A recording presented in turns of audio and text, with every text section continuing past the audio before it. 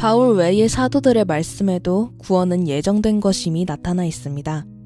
사도행전 13장 48절 이방인들이 듣고 기뻐하여 하나님의 말씀을 찬송하며 영생을 주시기로 작정된 자는 다 믿더라.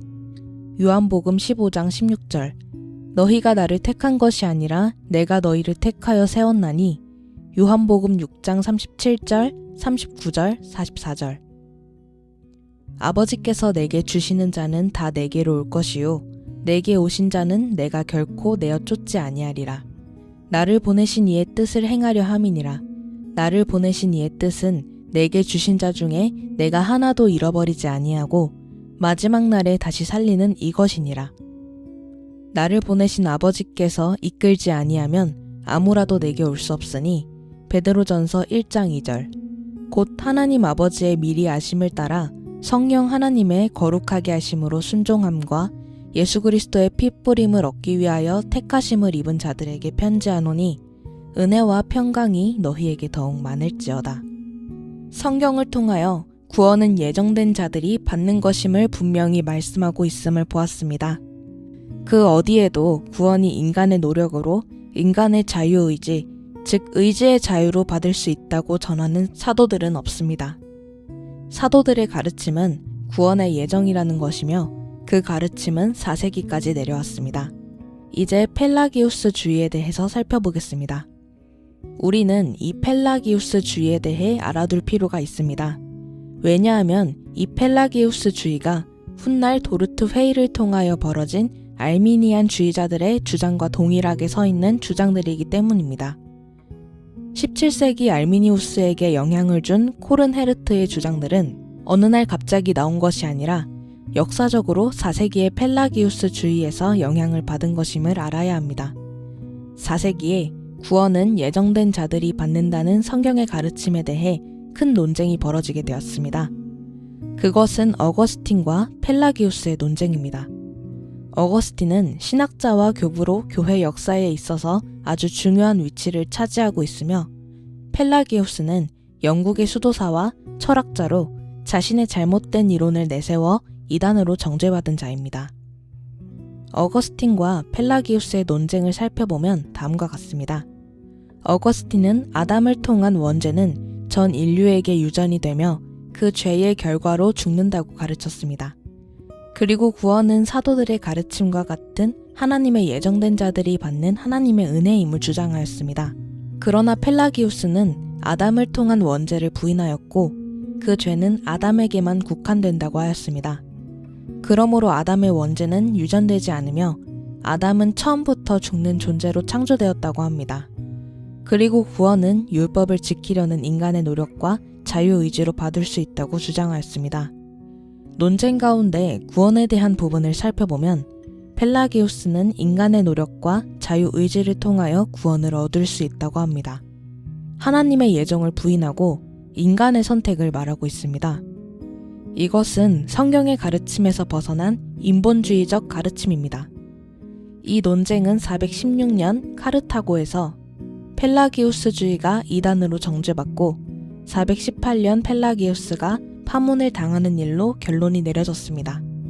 그리고 그 후 펠라기우스주의를 따르던 율리아누스는 431년 에베소 공의회에서 이단으로 정죄를 받습니다. 성경이 가르친 예정의 정면으로 도전한 펠라기우스주의는 이단입니다. 본성적으로 타락한 인간들의 귀에는 인본주의적인 펠라기우스주의가 옳게 들릴 수도 있습니다. 그러나 분명한 사실은 펠라기우스주의의 가르침은 역사적으로 이단으로 정죄받았다는 사실입니다. 우리는 펠라기우스주의의 가르침이 역사적으로 이단으로 정죄받았다는 사실을 확인하였습니다. 펠라기우스는 아담을 통한 원죄를 부인하였고 그 죄는 아담에게만 국한된다고 하였으며 아담의 원죄는 유전되지 않으며 아담은 처음부터 죽는 존재로 창조되었다고 하며 구원은 율법을 지킴으로 인간의 노력과 자유의지로 받을 수 있다고 주장하였지만 결국 이단으로 정죄를 받았습니다. 16에서 17세기에 펠라기우스와 비슷한 주장을 한 소시니안주의가 나타납니다. 이들은 예정을 부인하고 인간의 자유의지를 강조하였으며 아담이 중립적으로 창조되었고 아담이 범죄했을 때 오직 아담만 그 죄의 영향을 받았다고 주장하였습니다. 이 소시니안주의에서 삼위일체를 부인하는 유니테리언이 형성되기도 하였습니다. 소시니안주의나 유니테리언도 펠라기우스주의처럼 성경에서 벗어난 이담임에는 틀림없는 사실입니다. 이 말은 정통 기독교의 가르침인 예정이 성경적이며 올바르다는 것을 보여주는 것입니다. 펠라기우스주의 이후 200년이 지난 6세기에 와서 새로운 주의가 나왔습니다. 그것은 반펠라기우스주의입니다. 반펠라기우스주의에서 반이라는 말은 세미의 뜻으로 펠라기우스를 반대하는 것이 아니라 펠라기우스와 성경의 가르침을 따른 어거스틴의 주장을 반반씩 받아들였다는 것입니다. 반펠라기우스주의는 원죄와 죄의 유전을 인정하였으며 은혜를 통한 구원을 주장합니다. 그러나 다른 한편으로 인간의 자유의지에 따른 선택적 구원을 주장합니다. 반펠라기우스주의를 한마디로 말하자면 구원을 얻는 것은 하나님의 은혜와 인간의 자유의지의 협력으로 이루어진다는 것입니다. 다른 용어로 표현하자면 16세기에 나타난 신입협동설이라고 말할 수 있습니다. 즉 사람이 구원을 얻는 것은 인간의 노력과 하나님의 은혜가 함께 작용함으로써 이루어진다는 것입니다. 예를 들면 물에 빠져 죽어가는 사람들에게 하나님은 구원의 손길을 내밀고 그 구원의 손길을 잡는 사람은 구원을 받고 그 구원의 손길을 잡지 않는 사람은 구원을 받지 못한다는 것입니다. 반펠라기우스주의는 구원에 대해 하나님의 은혜의 필요를 무시하지 않으면서 인간의 자유의지에 강조점을 두고 있습니다. 그러나 이러한 반펠라기우스주의는 529년에 열린 오렌지 회의에서 이단으로 정죄를 받았습니다. 우리는 펠라기우스주의와 반펠라기우스주의의 역사를 통하여 그들이 이단으로 정죄받은 사실과 무엇이 잘못되었는지를 보았습니다. 역사는 거울이다 라는 말처럼 하나님은 교회의 역사, 종교개혁의 역사를 통하여 우리에게 참되고 바른 것들을 알려주십니다. 역사를 보면서 깨닫지 못하는 것도 죄입니다.